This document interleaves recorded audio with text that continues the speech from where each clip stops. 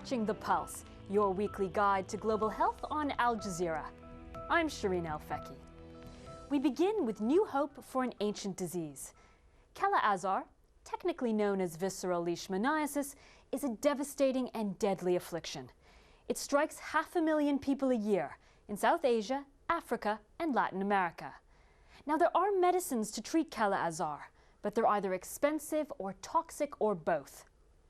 The good news is that there's now another drug to tackle the disease, thanks to an innovative partnership between companies and countries.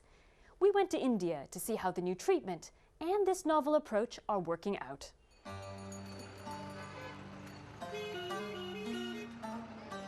From the floodplains of the Ganges to the Nepalese border, 80 million people live in Bihar. Many survive on less than $50 a day. A few cows and buffalo are their prized possessions. They keep them close to their homes. Cattle are valued for their milk, but their dung is just as important. Villagers plaster the walls of their houses with it. They dry it and shape it into bricks for fuel. What few villagers realize is that they're not the only ones depending on dung. So too are millions and millions of sandflies. These insects are tiny, a third of the size of mosquitoes. They only come out at night, so they're virtually invisible. But villagers know they're there because of their bites. This is more than a minor irritation. These flies carry microscopic parasites, the ones that cause Kala-Azar. The parasites grow and reproduce in human blood. The sandfly is just a courier from one victim to the next. Dr. Shyam Sundar specializes in Kala-Azar at the Banaras Hindu University in Varanasi, in northern India. He's dedicated his career to fighting this devastating disease.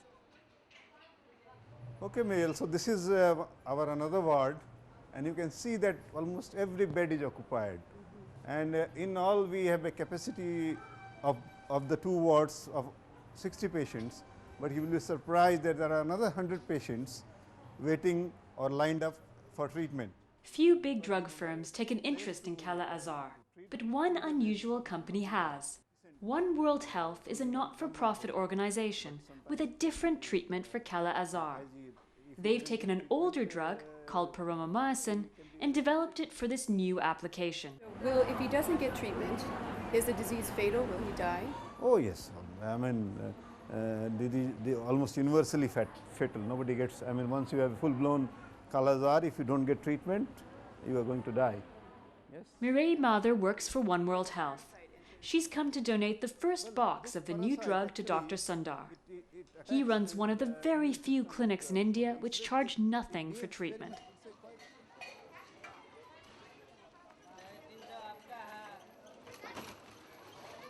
These patients, as you can see, they are very, very poor, and they have no options but to come to places like this where they can be offered free treatment. This little boy is called Mithun. He has Kala-Azar, as does his family.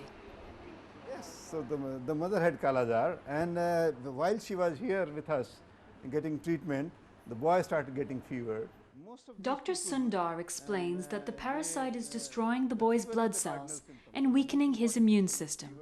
Patients may have severe diarrhea, vomiting, and then they may have pneumonia, they may have tuberculosis, they may have skin infections, and ultimately they succumb to one of these complications.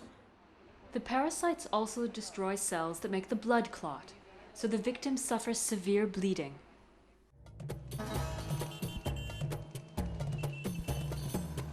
Hyderabad, more than 1,000 kilometers south of Bihar. This is another India. Prosperous, educated, and home to some of India's new high-tech companies. It's here that the new drug, paromomycin, is being made by an Indian company called Gland Pharma, in partnership with One World Health.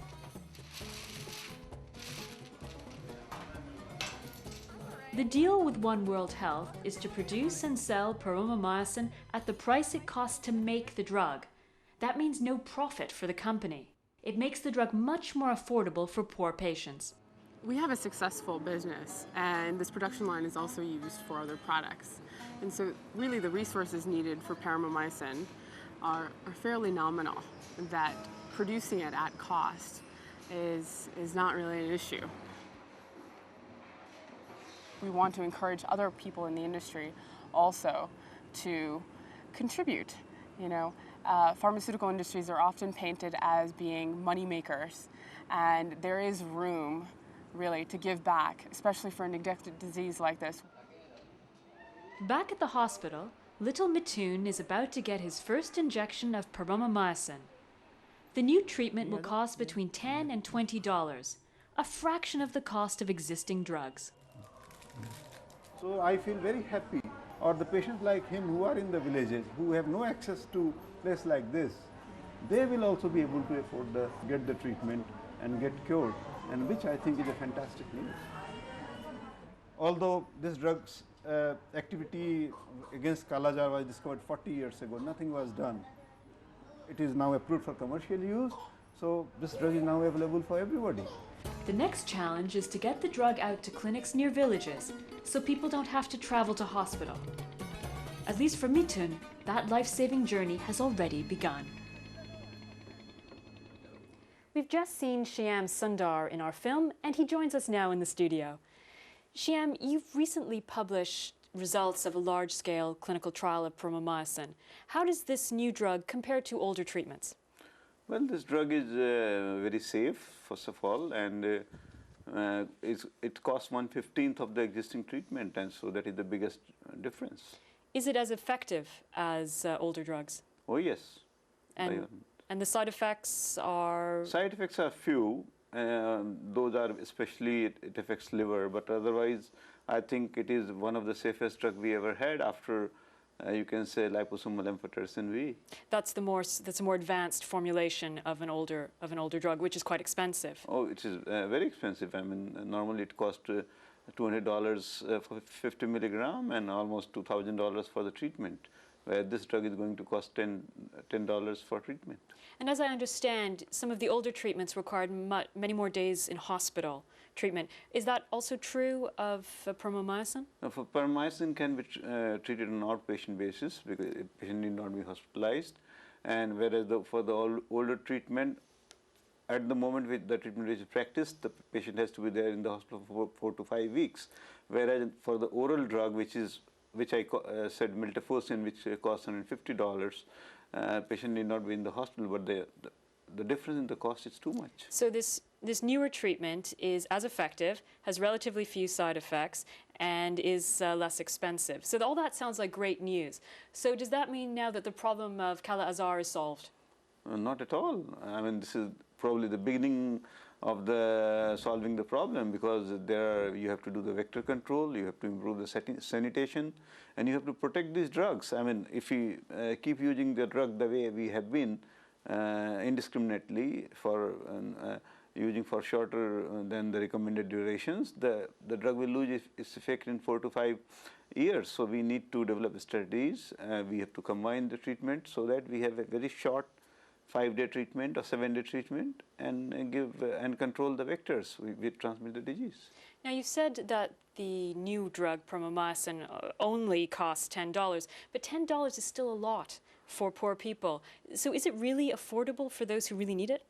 It is not, I would not say it is affordable. It is their 10 days wages, but still it is a marked advance compared to, say, somebody's whole year's earning would be spent on the treatment, and here it is only costing 10 days wages. But still I think the drug should be provided free of cost by the public sector, by the government.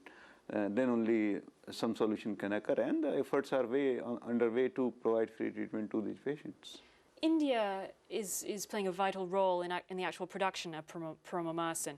Do you see that India can play a role not just in tackling the disease in India, but also dealing with visceral leishmaniasis in other countries as well? Of course. I mean, India is now showing the way how to deal with this drug, and now you will see in coming years combination therapy emerging, where it will be possible to treat the patients in 5 to 7 days, and that will be probably followed by the other countries. So yes, India is leading as far as cure of VL is concerned and elimination of VL is concerned. And you also see Indian companies being able to make the drug to be used in other countries? Definitely. I mean, at the moment, say for example, perimycin, Gland Pharma in Hyderabad is the only company in the world which is making perimycin, and it has enough capacity to supply the whole world.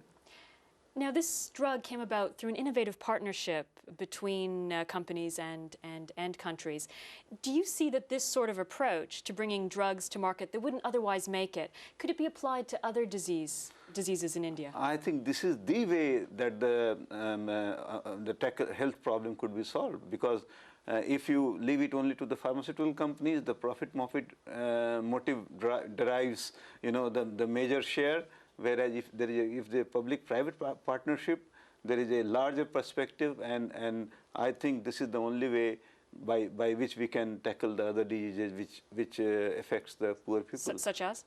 I mean, TB, for example, is a very big problem in India. HIV is another big problem, not only in India, all over the world. Malaria, I mean, these three are the major diseases. So this is an approach that we can take forward into other disease problems. Definitely. Thank you very much, Shyam. My pleasure. Join us after the break when we look at the global drive to stamp out a childhood killer.